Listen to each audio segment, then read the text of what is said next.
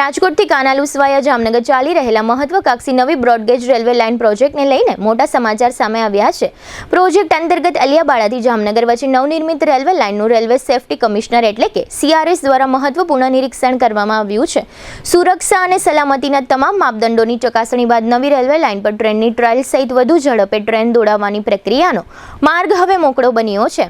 રાજકોટથી કાનાલુસ વચ્ચે નવી બ્રોડગેજ રેલવે લાઇનના મહત્વાકાંક્ષી પ્રોજેક્ટમાં હવે વધુ એક મહત્વપૂર્ણ તબક્કો પાર થયો છે। ગઈકાલે શુક્રવારે railway safety commissioner CRS Srinivas દ્વારા અલિયાબાડાથી જામનગર વચ્ચે નવનિર્મિત રેલવે લાઇનનું સેફટી ઇન્સ્પેક્શન હાથ ધરવામાં આવ્યું હતું। આ નિરીક્ષણ દરમિયાન નવી રેલવે લાઇનની સુરક્ષા અને સલામતી સાથે જોડાયેલા વિવિધ પાસાઓની બારીકાઈથી તપાસ કરવામાં આવી હતી।